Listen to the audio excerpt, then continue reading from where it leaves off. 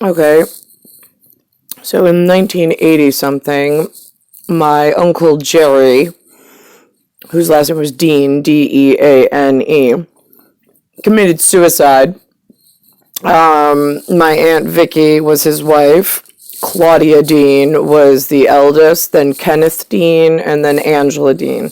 Angela was a little older than I was. And so since I used to go to day camp when I was a kid, but then they switched to sending me via airline Pan Am, P-A-N-A-M, down to Florida.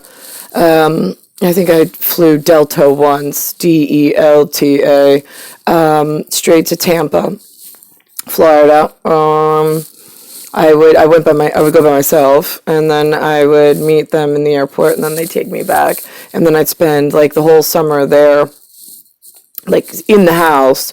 We come up with different activities, whatever, and then briefly Ken would come to visit, and Claudia if she could, but that didn't happen until after Jerry passed away.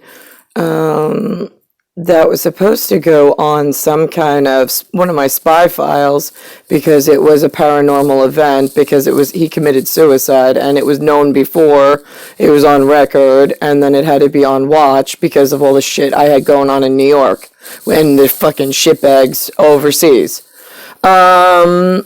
So I don't know if anybody in Claudia's side knew to report it in or where.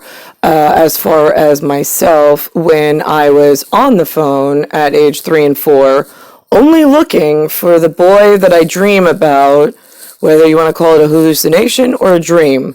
My body lays here, I go elsewhere, I'm happy, my mind or my body gets up and looks at Judy and my eyes start blinking, and I hate it.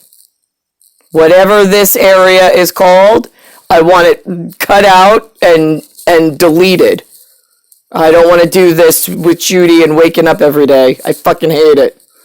So anyway, so that hasn't changed. Now, but what did change is 3 and 4, all I wanted was to marry the little boy from my dreams and live like a princess, happily ever after, whatever that looked like. If that meant going to Iraq and growing up arid, A-R-I-D, with machine guns and bombs going off and like commanders and like smart people in the know of something, great, send me there. If it meant living on a ship and helping somebody do something else, great, send me there. The one place I said never fucking leave me is with Linda and Lou in New York. I don't leave any Gunder in charge. What the fuck is wrong with you all? That's a disaster story. That's the one where they fucking cut my top of my head off and they make me forget shit.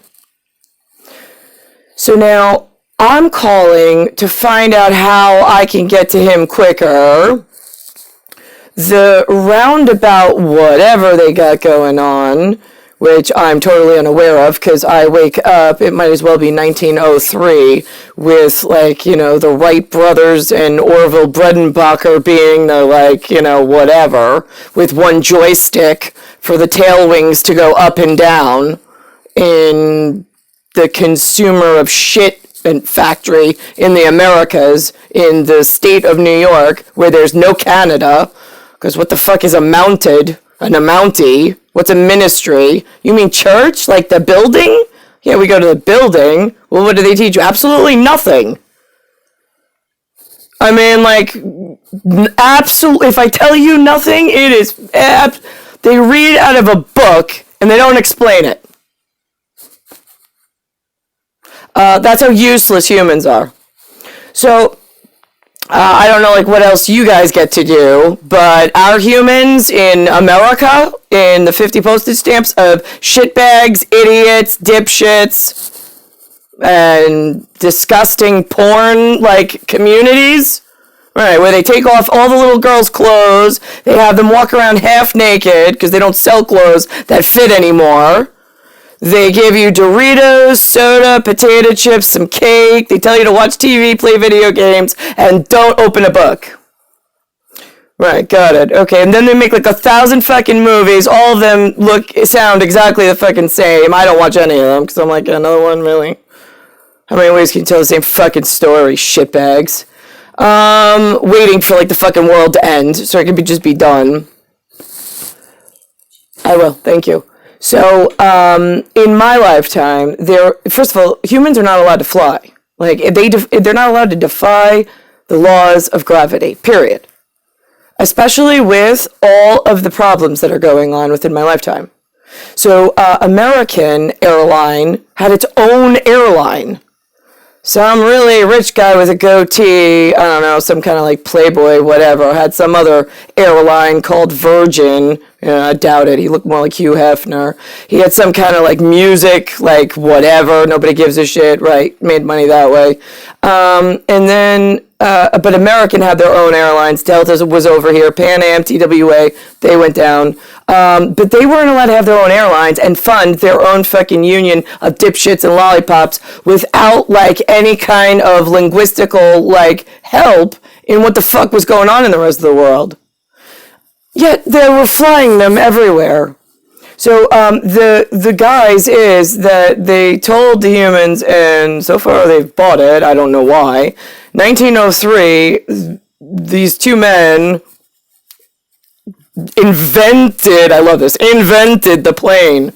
Really? Did they next invent movement? I'm just curious, because it's like, holy fucking shit, but whatever. Holding bans on AIDS of each, I don't know what the other ones to find out. Right, you got that. So we're supposed to think that they went with a joystick back and forward for wing flaps to go up and down on a mechanical gearbox process that involved no buttons, no automated process whatsoever, and was semi-acceptable because it only held 1 to 2 passengers and didn't go very far. So that means that they can't carry cargo. Great. Okay, so that's one scenario. And you idiots mean to tell me that since 1903 when I came here in 1978, when I like woke up in 1978, they had fully automated push buttons with lots of blinking lights and lots of fancy move and like synthesizer of voice things, and I don't know, the cockpit looks like a fucking like musical art theater. I don't even know, do the pilots even know what all these do? Like, don't they just push the button that says like, oh, we'll just babysit? I get a front seat, oh my god, and a nice uniform, look at that. And I can afford my family, oh my god, look at me, who's better than me? Yeah, right. As I sit here in New York in the fucking toilet bowl with a father that can't even afford fucking milk and bread. So thanks for that, assholes. So you're telling me that, like, right, those shitbags that sit behind those fucking whatever, taking home like $200,000 a year. Yeah, I saw one's paycheck. You mean to tell me that $200,000 salary a year guy, right? They didn't dumb down his intelligence.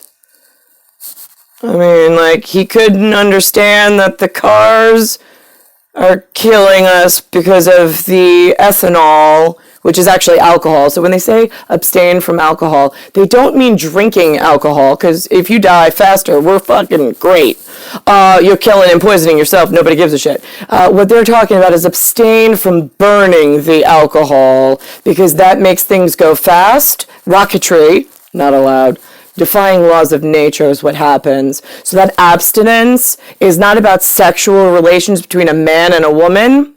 It's between the consumption of ethanol. When it burns, it produces toxic fumes that kill us all. And I don't care if you kill yourself by drink, because it doesn't affect me. But when you burn it, now I gotta breathe it, and we have to share the same air. That's where there's a fucking problem.